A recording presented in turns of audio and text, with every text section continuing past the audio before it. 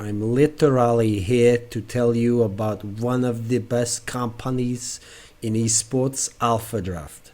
This is one of the times where you're gonna gamble and use what's up here. The pressure is on you to pick the right names, but if you're sneaky enough with your positioning, you'll soon be moving up past the other analysts in the game and earning that sick Skrilla. Okay, see if you can guess who that was. Probably not a very good impression of him. Don't give a fuck. So, what's interesting about Nip's win at Dreamhack Malmo, and I'll probably address that in another video, the nature of it and how incredible it was and all the rest of it. But one of the really interesting things about it to me was what I would say was the core principle that allowed them to win that tournament was the anti-force spy approach that Threat, the in-game leader and coach of the team, has implemented with this side, an NIP team which was famously bad against force spies before Threat came along.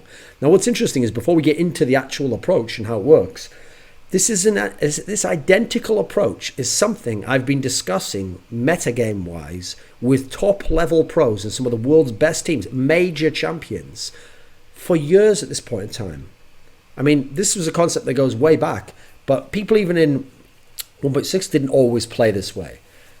But in the early CSGO, I would discuss with some of these world champion level players. And what's funny is, the majority of them, even if they sort of listened to part of it or could agree that there was some merit to it, they'd always find a way to be like, yeah, but that's not going to be my style, and that's not our style. And actually, we think there's more to be gained from the force spy approach, and we think there's more to be gained from just trying to punish force spies and take guns away from them and make it so that they're broke, and they're in a scenario where they've lost their guns, and then we'll just ultimately dominate them completely. And obviously, at one point in time, late 2014, when there was that super CT-sided meta, and people, in theory, were going to force spy all the time anyway, and partly because it was so CT-sided, it was very hard to even make gun rounds with rifles work, and so you got teams like LDLCZ, right?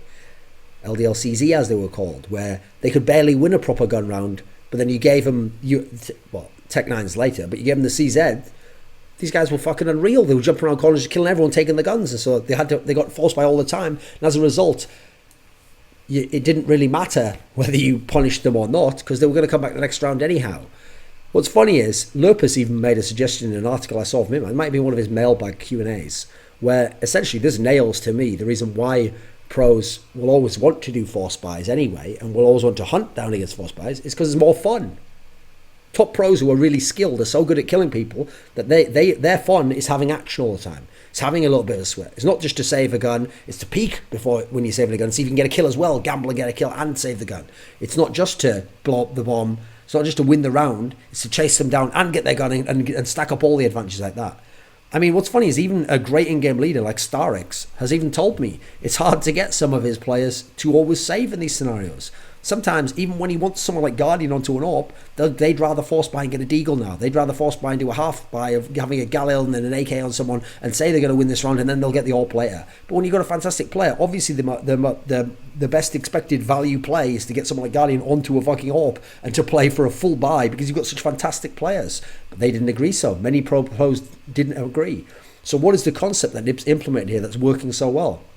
The basic concept is, and this is mainly on CT, when you're on CT and the terrorists are going to force buy, no, not doing terrorists, when the terrorists have like a buy, this is a buy in general, but it works as well against the force buy particularly, you get the kills that initially come to you. They make contact, you push in, you get a kill, action happens. Let's say you're in a scenario where you kill one or two of them, and maybe they kill one of you, or maybe that goes unanswered. You get 2 kills, 3 kills, or you lose 1 or no guys. In this scenario, basically, if the terrorists now decide they want to save 2 or 3 guns, sometimes you just let them. As in, if they pull off completely and they refuse to enter the site, then you play very disciplined, you play angles, you play together as a group, you don't go off one by one trying to hunt them, thinking that if I get their guns, that makes them poorer for the next round, and then they're an even more dire situation, which they would be, but ignoring that you'll potentially give up your own gun. So basically what you're doing is you're giving the terrorists sometimes the option to save those guns. Now what's funny is that's totally counterintuitive to the way most pros are playing now. They don't want that to happen. They think that's the worst thing that can happen. But the key reason why that's good is because in these scenarios where you've got 4 or 5 guns still and they've lost 2 or 3 and they're now backing off, in this scenario, yeah, they get to save 2 guns. But you know what? You get to keep 4 or 5 guns and you get the round win money. So what that means is your economy stays fantastically healthy, and in fact you will have an abundance of economy. Therefore, you're buying less guns, but you're winning more money each round. And so when you then lose that key round later in the game, which will probably happen, you don't have to suddenly eco a CT. You don't have to ask, are you going to force buy yourself? You've got a bank built up where you can keep playing at this point in time. Now here's the key point, which actually was explained to me, and when it was explained to me in one of the NIP players, this is a key aspect that I used to, basically, this is my failure in the past when I was trying to explain it to those other players, is I would go with what I've just described to you now about the positives of it. But the core point that was explained to me by the NIP players that made me understand that threat had gotten through to these guys and explained to them the benefits of this. This is what I should have phrased it as. This is the best way to phrase it. It's not just that all of that happens, which it does, but more importantly, because opposing teams and terrorist-tied teams love to force buy in this modern day, in the modern metagame of CSGO, when you give them 2 to 3 guns for next round, they're going to be so tempted to make that a force buy. As in, if they don't have money on anyone else, and obviously remember, yeah, they're saving the guns, but they're not getting money for it because they're surviving the round. They're not going to be in a position to buy all the rifles for everyone else in most times. Therefore, they're going to force buy on 2 or 3 people. Tech 9s, armor, a gun with no armor. Whatever they're going to buy, they're going to have a weaker buy against you, who's going to have essentially a full set of nades, flashes, all your armor, all your guns. So you're going to be in what will be on the surface a favorable scenario again. And not only are you boosting your economy, you're trimming back theirs by tempting them. You're basically saying to them, I'm not only giving you the option to save, but I'm giving you the option of force buy as well. And so teams like Na'Vi and Envious are very likely to do it anyway. They want to force buy. They're so good at them in some ways that they're going to be so tempted. And at the moment, as we saw in this tournament, they can't help themselves. Now, it is also a factor. Don't go too far with this. Like, this isn't some revolutionary concept that's going to change the whole game forever and everyone will have to do this and NIP will never be beaten. Part of why Na'Vi also lost the final is because on top of what was going on here, they also tilted even further and force bought Envious style to oblivion pretty much. And if they hadn't won a couple of them, would have lost the game even earlier. Now, the reason why this is a big deal, because like I said, first of all, so many of the teams right now want to force buy anyway. So you can see it did work against teams like Astralis, Virtus.pro, and now in this scenario against Na'Vi in the final.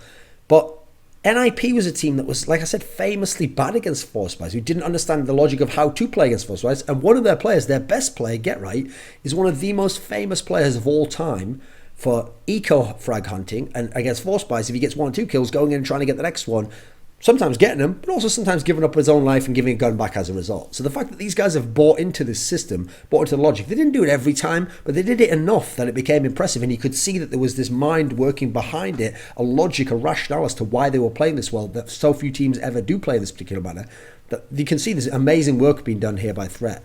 Now, I do think there will be adaptation from other teams.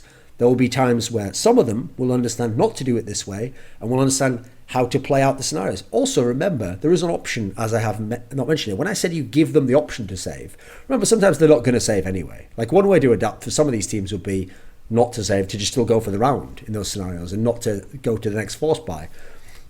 And to weigh up the odds of whether they can still win this round, more likely than go against a full strength NIP with a weaker force buy the next time. So it's not as simple as like that it's always going to work. But if you keep this in the back of your mind, it can allow you to play this very disciplined, very controlled style against what the kind of force buys that no one's really had a lot of answers for in the past, except for when they just fail of their own accord.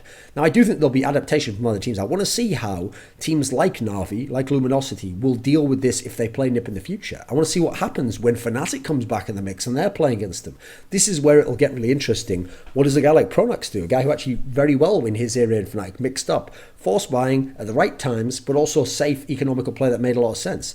I think there's these pieces being introduced and this approach being systematically applied is now going to prompt an interesting response from everyone else. It's not going to be as simple as it's going to just dominate the world, but it was very interesting, and it certainly had a key impact on how NIP won DreamHack Masters Malmo.